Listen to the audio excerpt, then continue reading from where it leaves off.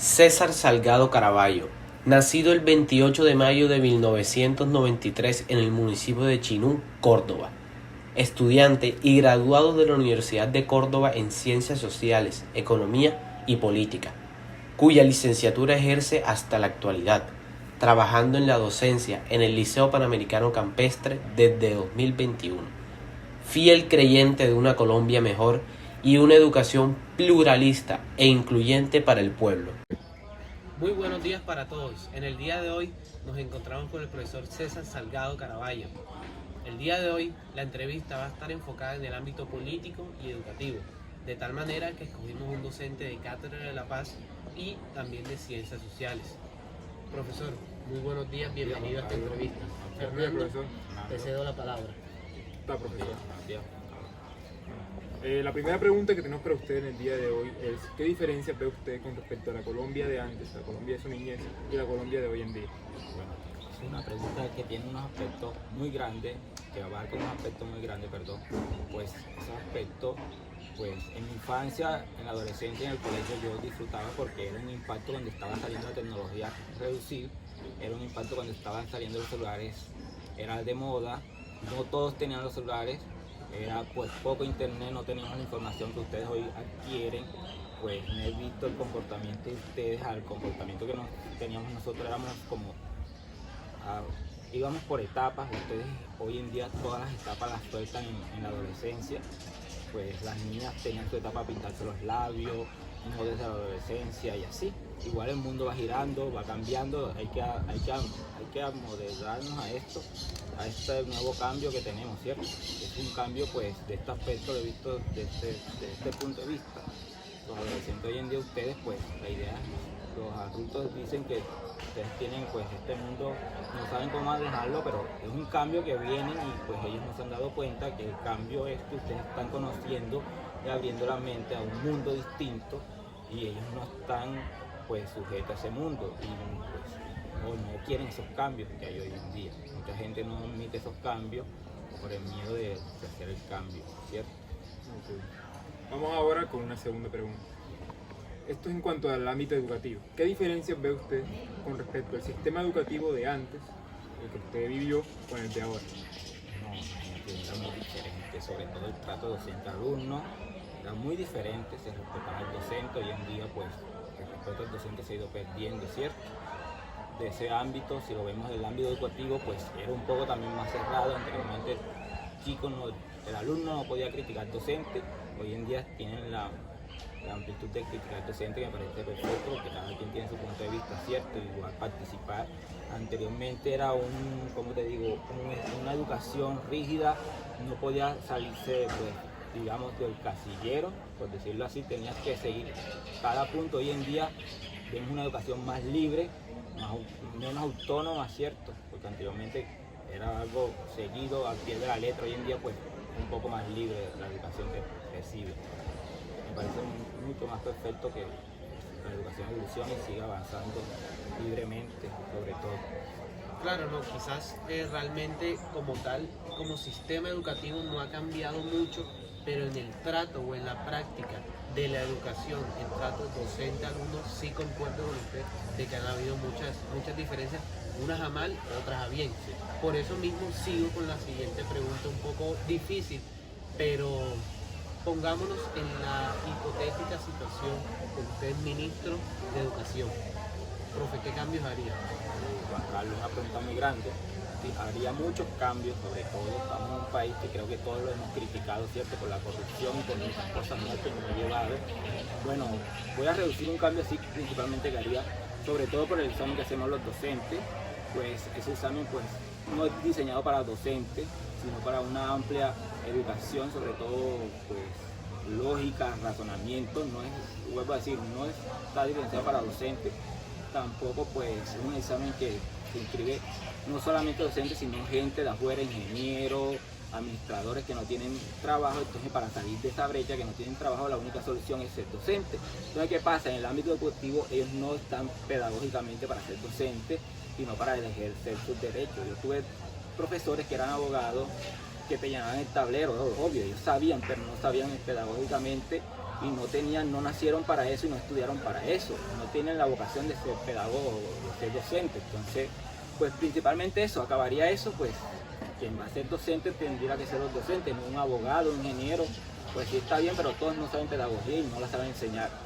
Obvio, cada quien sabe su campo, el abogado te puede decir las 3 ramas del poder de Pia Paz, pero no te lo va a enseñar en un salón de clase como debe ser para el alumno, por la pedagogía que le hace falta, o por la vocación, digamos yo. A mí me gusta ser docente, ¿cierto? Pero un abogado muy reprimido, pues que al final le toque ser docente a la fuerza por el dinero, porque estamos en un país pues, por poco escaso y es la única solución. Entonces ahí vemos que hay esa brecha, sobre todo de educación, y hay muchas razones más. Muchas que por ser ministro de Educación las cambiaría, sobre todo el tema de la religión, no mucho, cambiaría la religión por, ¿cómo es que es la palabra? Cátedra de la religión podría ser. No, por emprendimiento, hoy en día si es religión, una religión amplia, no solamente en la católica, no, si vamos a hablar hay muchos punticos, así que cambiaría eso de la educación. También volvería al trato de alumnos hacia el docente, ¿cierto? Que hoy en día se ve irrespetado. También pues hoy en día tenemos la facilidad de cualquier alumno ganar el año fácilmente por las áreas o por dar la idea. También poner un poco rígido a eso. Muchos puntos cambiarían, sobre todo también la corrupción y que se manejen libremente pues, los presupuestos de cada departamento y sobre todo en la educación. Si vemos la educación pública en Colombia no sirve tanto en nivel bajo, en nivel superior, sobre todo en la educación de colegios públicos. Si vemos aquí en Sucre en un colegio público que sirva muy poco, escaso, con todos los implementos, ventilación, unos baños limpios, muy poco. Entonces todos merecemos la misma educación, ¿cierto? Entonces está más difícil por ese lado. Siguiendo esa misma línea del ministro de Educación, ¿ICFES sí o ICFES no? ¿Se cierra el ICFES? Pues no es que se cierre, porque hay mucha ayuda al ICFES. La idea es saber tratar hacia quién van, hacia qué población va, una población que he escuchado. Tengo muchos amigos que estudiaron con IFE y al salir se sienta agobiado por el IFE, pero a la vez ayuda porque te está ayudando a salir a estudiar, ¿cierto? Entonces hay que saberlo tratar, IFE sí, pero saberlo tratar y a la población que va dirigida ya, porque no es que yo estudie y después al salir voy a estar embargado pagando 30 millones al IFE, ¿para qué razón tiene ahí uno a estudiar? No, la mentalidad de la persona no te va a trabajar igual porque sabe que todo tu dinero va a ser hacia una empresa que te ayudó, pero o sea, no va a ser el mismo trabajo porque no vas a obtener tu beneficio sino a los 6 años, por ahí, porque son 30 y es una buena empresa, pero saberla bajar los impuestos y dar los favores a los trabajadores ya, porque no es acabarlo, acabándole el poco empleo que les queda. Claro. Profe, he tenido la oportunidad de visitar colegios públicos en el departamento de Sucre como Antonio Lenis, Juanita García, que son colegios estructuralmente y de infraestructura muy buenos y a nivel educativo también.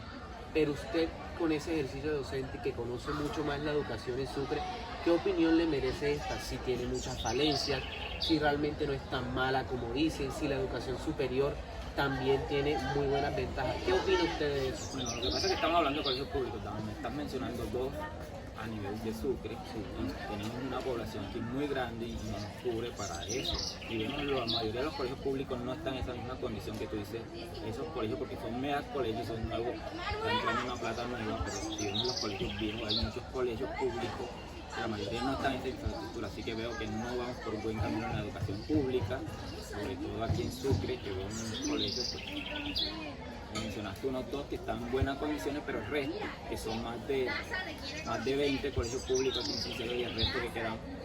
Y ahí vemos, si vamos para educación superior, Sucre no cuenta con una buena educación superior, vemos que hay pocas universidades, está cerca, lastimosamente, que pues en Montería, la Universidad del Garaje, por decirlo así, la cerraron y es la única formación aquí privada que hay. Está Corpus Sucre, que veo mucha demanda por ahí, que tampoco le veo mucho futuro, y está la Universidad de Sucre, que falta también muchas falencias, así que en Sucre no hay una buena oportunidad de estudio. Si vemos aquí la mayoría le toca migrar para poder estudiar y estudiar un mejor futuro, debemos poder cambiar esto, porque la idea no es migrar, para venga una buena universidad, se plasma aquí con buenos resultados para no tocar emigrar, porque es muy doloroso ver que para poder seguir estudiando hay que emigrar y que no pueda. Claro, es que usted hace un sondeo, aquí hay en 11 104 estudiantes, 104 graduandos más o menos. Haga una encuesta de cuántos se quieren ir y cuántos se quieren quedar. Nadie se quiere quedar, entonces eso es un problema a solucionar. Nadie ve un definitivamente. futuro aquí. Nadie en un futuro. Pero comenzando ahí, no hay una educación que mantenga un futuro, sobre todo aquí, una educación superior, porque si no hay educación superior, todo el mundo tiene que emigrar. Mientras tú emigras, vas a conseguir un trabajo afuera y te vas a poder quedar. Pero afuera.